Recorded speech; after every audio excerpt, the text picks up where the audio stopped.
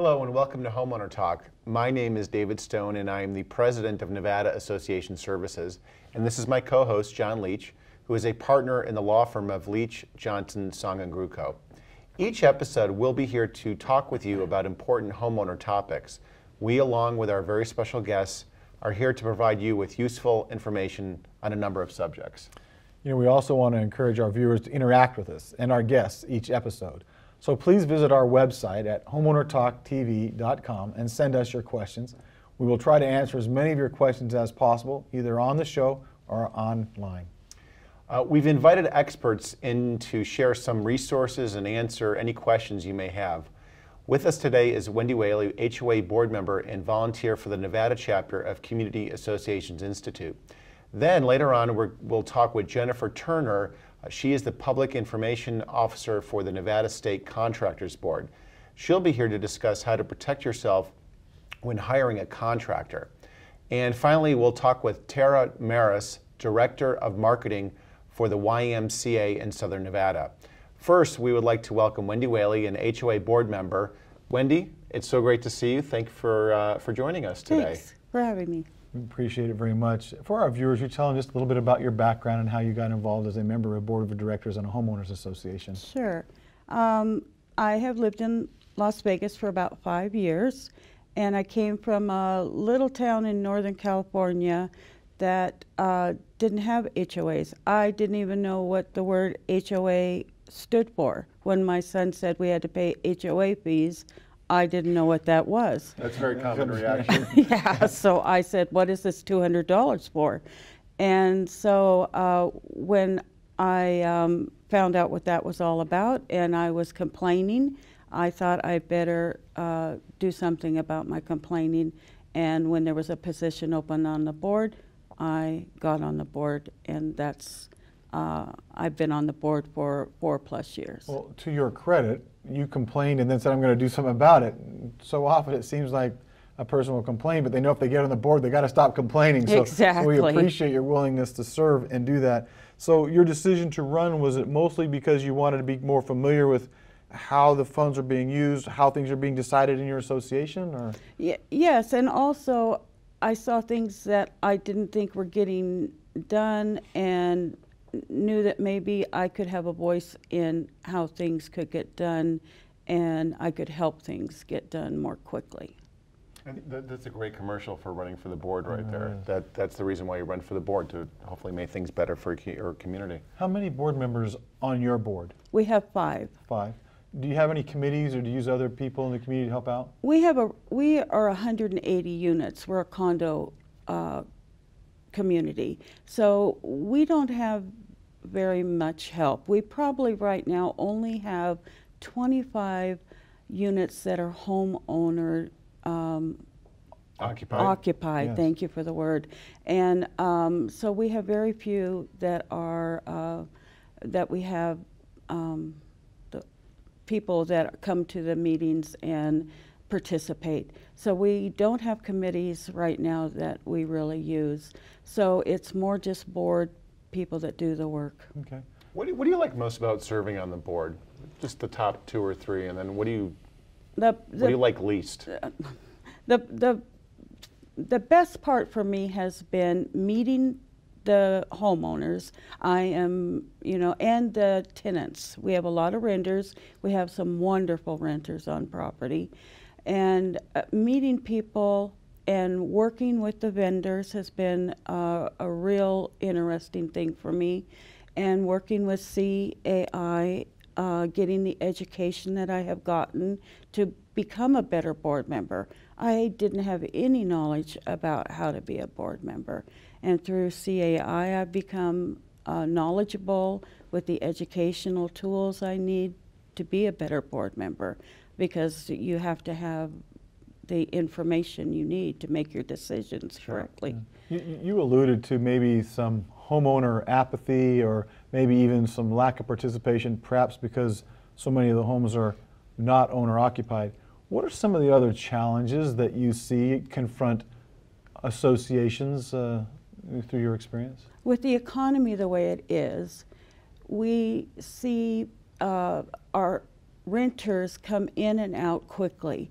And the best thing that people could do that own these homes is to give them the tools that show them the CC&Rs, the rules and regulations that tell them what they need to do. It's not an apartment complex. Condos are so different to live in a condo situation. People move in from apartments, they think it's the same situation. Sure. And it's not. We have different rules in condo complexes, and if they just gave them those simple rules about living in a condo, things would be so much simpler for us. We give them courtesy notices when they have a violation, and if they would just simply fix the simple garbage on the porch or putting your dog on a leash, instead of having it go to a hearing or something like that, it would just be a simpler and happier life for the renters. Right. What's your experience with the payment of assessments? With the economy being the way it is, you said you had about 108 homes, I think you said? 180. 180. Mm-hmm. Can you give us a guesstimate as what percentage are delinquent or behind? We're having a lot behind, and with the it's not just the bank-owned units that are behind. We're having a lot that are just the homeowners that are just not paying. It's pretty hard. It's very hard because we still have to pay our water, we still have to pay our gardeners, we still have to pay the same things that we always pay, and the ones that continually pay are picking up for the rest of the people. When 70% of the people are paying 100% of the expenses, Exactly. It's a recipe for problems. And so. it's hard, and then we can't do the Right. projects that we need to do to keep the property up. Well, in the short time we have left, you're very active in CAI, and you're on your way to get your DCAL, which is the Dedicated Community Association Leader accreditation.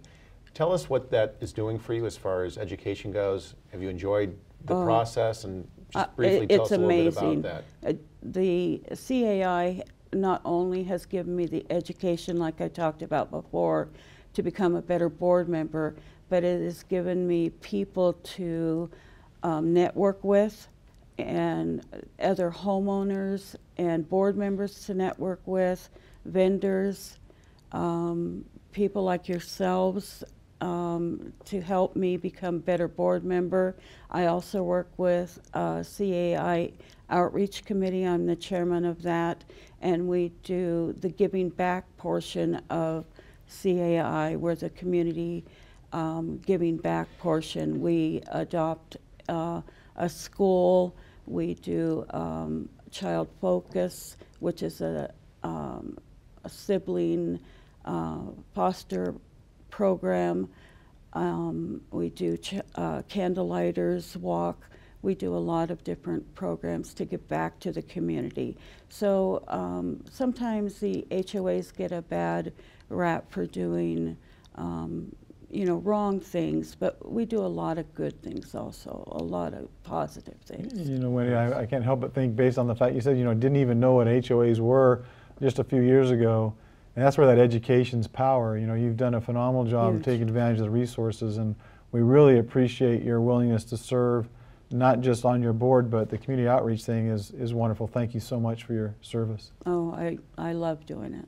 That's great. Well, thank you very much, Wendy. We appreciate you being here and all your information. When we come back, we'll learn how to ensure that you are hiring reputable contractors. We'll be right back.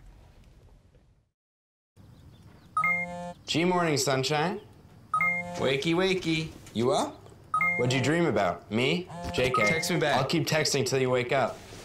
Are your parents home later? Is this something I did? Exclamation point, we're in a huge fight right now. This isn't a joke. Hello? Text me. Are you upside down on your mortgage? You're not alone. Good advice shouldn't cost. Don't pay for what should be free. Call Free Home Aid Nevada at 229-HOME or visit freehomeaidnevada.org. Welcome back to Homeowner Talk.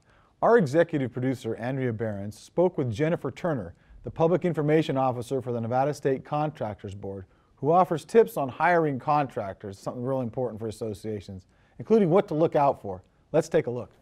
Hi, Jennifer.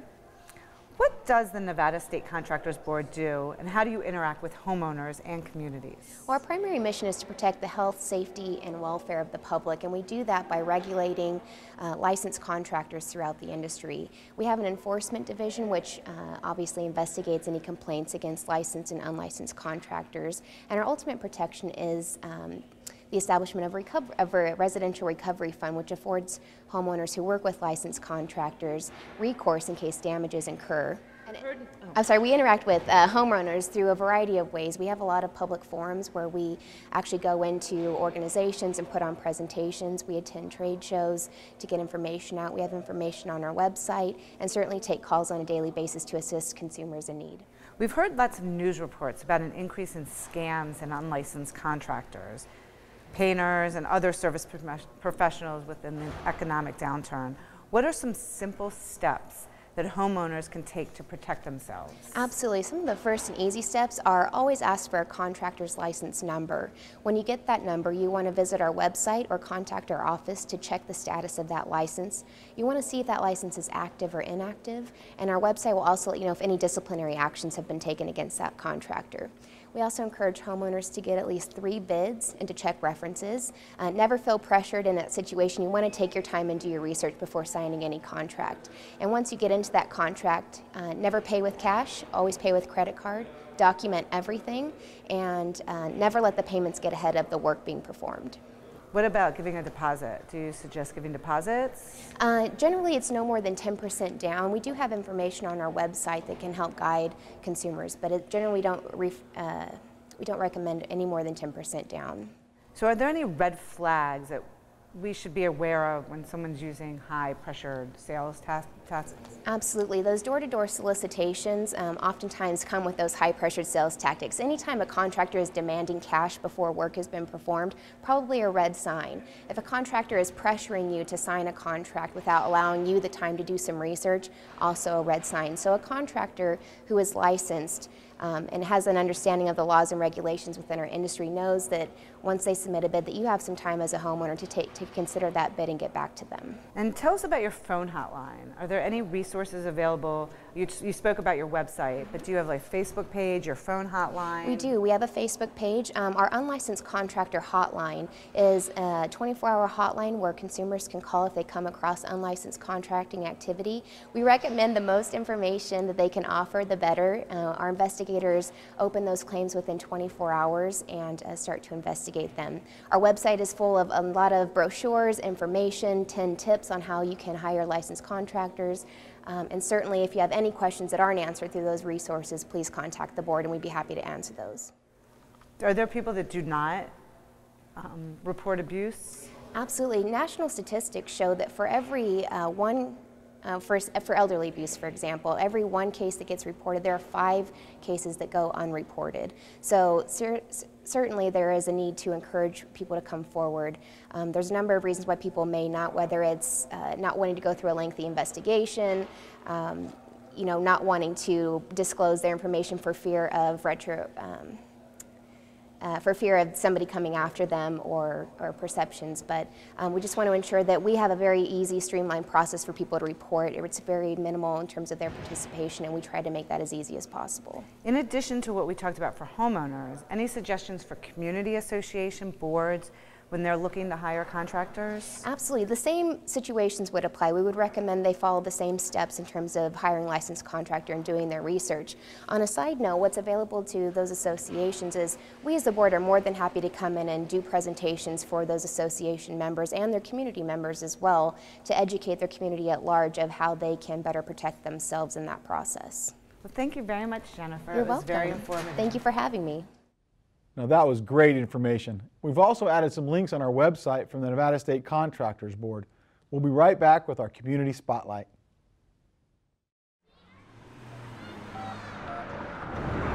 Come on, man. You know better than that. Just had to check that text, didn't you? Bet you didn't even notice you were driving into a school zone where a kid could step right in front of your car at any moment. And now here we are on the brink of disaster, all because nobody bothered to pay attention. Wow, that was a very close call. Too bad I'm not real.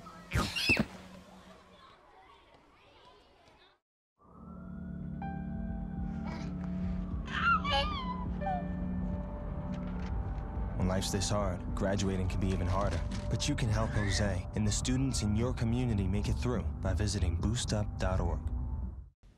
Welcome back to Homeowner Talk. In our studio today is Tara Maris, the Director of Marketing for the YMCA of Southern Nevada. She is our community spotlight.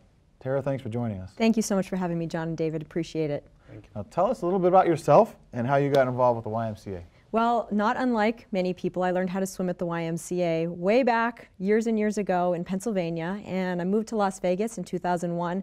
Just had a natural draw to the YMCA. They do so many wonderful things for the community. Got involved around 2003, and I've been handling their marketing and public relations ever since.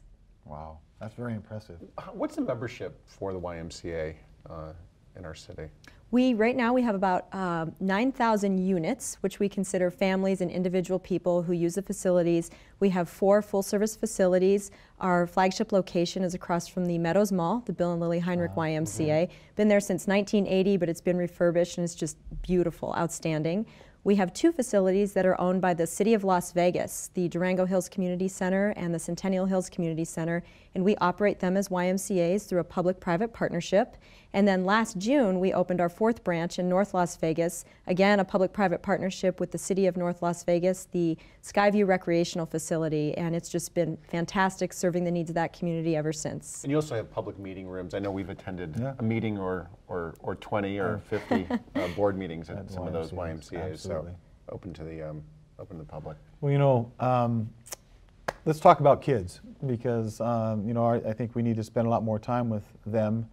And maybe you can tell us a little bit about, you know, we've been told that in the youth today, there's a problem with weight. They're overweight, and a lot of it I think has become with the great advances in technology, kids are entertained by not being involved in physical activities. And I was wondering if you could share with our viewers a little bit about, you know, the disease control and prevention program, the centers that you have, and what you can encourage parents to do to get their kids off the sofa. Well, you hit the nail on the head, John. The problem starts at home with turning off the TV, turning off the computer, putting down the iPod, the iPad, whatever it might be, and just encouraging kids to get outside and be active. Right now we just see such a propensity for childhood obesity.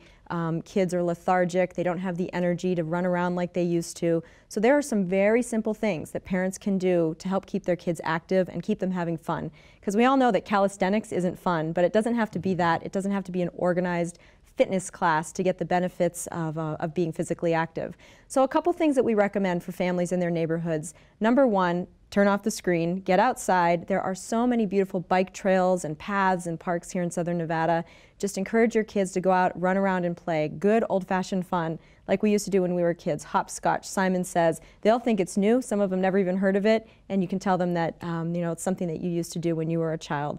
Number 2, have a dance party. Everybody has their iPod now. Turn on the music, have a community dance party outside, do it in the street. Just think old-fashioned. Think of things that we used to do when we were kids, and it doesn't involve sitting in front of a screen. It doesn't require a ticket, no special equipment or passes involved. Just be active and be outside.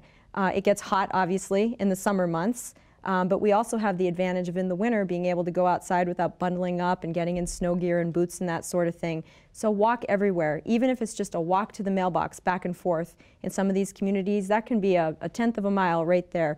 Put some steps on those sneakers and kids will be feeling better and gaining confidence. Yeah, and you know what's interesting is we're not that far away from Mount Charleston, so even in the summertime, you can get away from the temperature. And I think one thing I'm fascinated is combine physical activity with something else. Go see something, go do, but be physical while you're doing it, and so you're combining the activity. Then you're not thinking so much, oh, I'm working out right now, but in reality, you're getting the benefit and you're seeing something else. So. That's so true. We are so blessed to have so many natural resources around us between Hoover Dam, Red Rock Canyon, Zion, Mount Charleston. You could spend the whole day hiking, picnicking. You'd never even know you're doing physical activity. Meanwhile, you're burning thousands of calories, building up that musculature, and the benefits are just untold. Now, the Y offers a number of classes, activities. What do they offer for kids and even adults?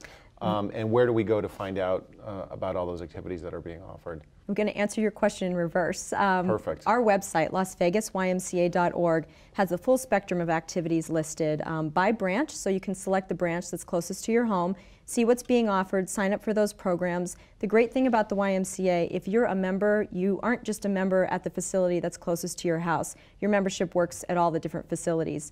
Our amenities vary. For instance, people are often surprised to know at our Heinrich YMCA, we have a 34-foot rock climbing wall. People walk in and they're just stunned. They think, this is not my grandfather's YMCA. Where did this come from? So families can take advantage of that. We have traditional activities like day camp, swimming lessons, karate, youth sports. We also focus on seniors, so we have a lot of senior wellness programs, fitness, hot hula fitness. We're constantly changing and evolving our schedule to keep people interested, meet their needs, and most importantly, just create that welcoming social environment where they want to come and be active so that it doesn't seem like exercise and it's not hard, but they're gaining the benefits from that. Great. You know, another thing that's equated with YMCA, and you alluded to it earlier, was swimming. I think many of us, that's how we were introduced to swimming lessons and learning how to do that. And you know, you have so many instances when we have kids that drown. And I'm wondering, maybe the Y offers families water safety tips and things like that. Is there something you can tell our viewers about any water safety things? Absolutely, and this is always an interesting little tidbit that the YMCA is the nation's largest swim instructor. So that means more people in the country learn how to swim at the Y than any other private or public organization. So we're very proud of that. We emphasize fun quite a bit, but our #1 focus is on safety. So whether we're teaching swimming lessons or children are swimming in our facilities, safety is our #1 concern. We have some really simple tips that parents can use, whether they're at the beach, at their home pool, even just around standing bodies of water, that can potentially save lives. The first thing to keep in mind is that you need to learn how to swim, no matter how old you are. Whether you're 6 months old, 60 years old, there's nothing to be ashamed of. Just sign up for a lesson and learn how to swim, because again, the benefits far outweigh any of the negative situations you might feel. Oh, the water's cold, I don't want to get my hair wet. It's critical that people learn how to swim, and they're never too old to do that. Probably the second thing to do is when you're around water with children, as adults, we need to show modeling behaviors so that kids see what we're doing. We're not horsing around, they're not horsing around. Just really be a role model for them, because things can get out of hand quickly. Oftentimes, water is associated with fun, equals parties, equals all kinds of crazy things. So just keep in mind the dangers that are there and just be mature about it and being a role model. Another thing that we like to do is encourage people to only swim where there's a lifeguard on duty.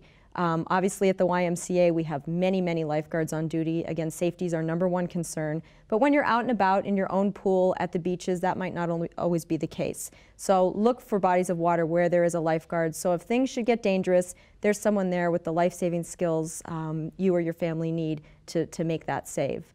And then the other thing that a lot of people shy away from is the personal flotation device. People refer to it as a PFD. We encourage anybody to put it on when they're in a lake, when they're in a body of water they're not familiar with. People don't get up and think, today's going to be the day that I drown. People often think, oh, I don't need that, we're not going out that far on the boat, oh, I'm familiar with this body of water. Put it on, it's like your seatbelt. It's very easy, there's nothing to be ashamed of, and it could potentially save your life. So just a little common sense and a little training, and people will be good to go and be able to enjoy all the bodies of water that we have here. So if our viewers do have a child that's of age, what's a good age to start learning how to swim? Is there, what do you recommend? Well, as young as possible. We start our parent-child swim lessons at 6 months. So at 6 months, they can get in a class. It's a 30-minute class with their mom or dad and just learn how to float on their back, basic water safety so that they're familiar with water being splashed in their face, signs of distress. Just get them familiar with the environment.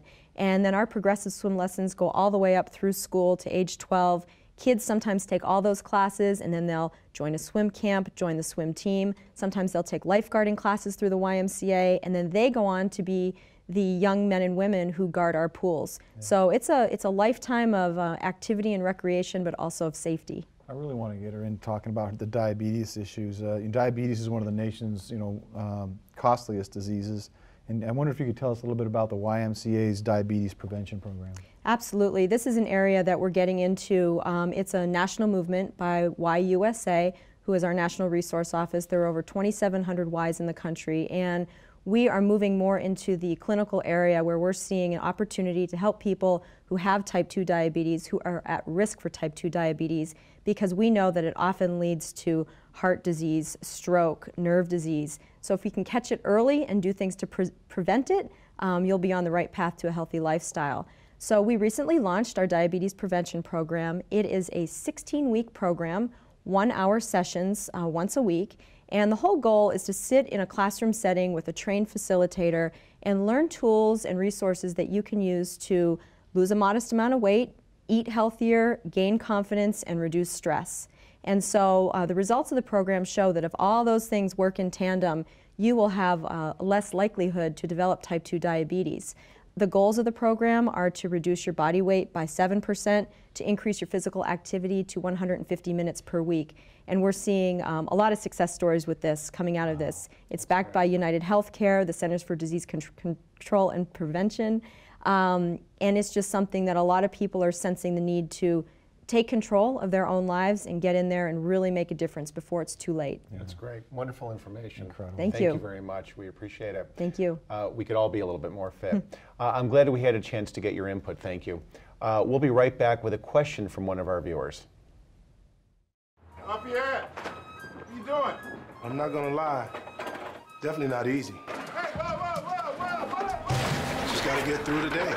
How do you stop it? Being used to doing something with a cigarette makes it hard doing it without one.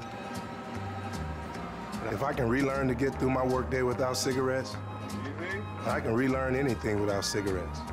Relearn life without cigarettes. Free at becomeanx.org. A new way to think about quitting.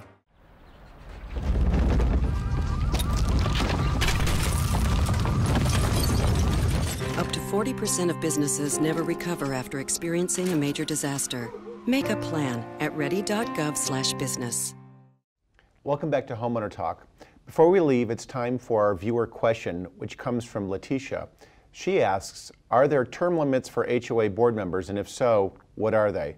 John, this sounds like a perfect question for you. Well, take it away. Unfortunately, I'm grateful when I get an easy question. There are no term limits. You can, unlike the legislature now that has term limits, you can serve on a homeowners association board of directors as many terms as you are elected.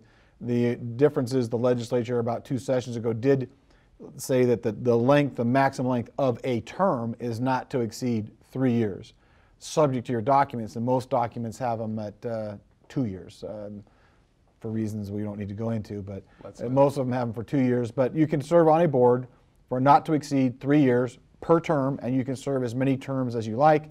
And obviously we would try to encourage as many people as possible to get involved, because I think getting more participation, different ideas, different views is always healthy. But we're so grateful to those people who are willing to serve on boards without compensation for many, many years. We're very grateful for their service, the dedication they give. But no term limits. Except for voting. That's a term limit. There you go. There you go. Thanks, John. We would like to thank our guests today, Wendy Whaley, Jennifer Turner, and Tara Maris. That's all for this edition of Homeowner Talk. We'd like to thank all of our partners on this show: HOA Management, Alliance Association Financial Services, Classic Landscapes LLC, GetDocsNow.com, Western Risk Insurance, and Nevada Association Services, Inc. Remember, you can always find information about this program, and you can also drop us a line at homeownertalktv.com. Thanks for joining us, and we'll see you next time right here on Homeowner Talk.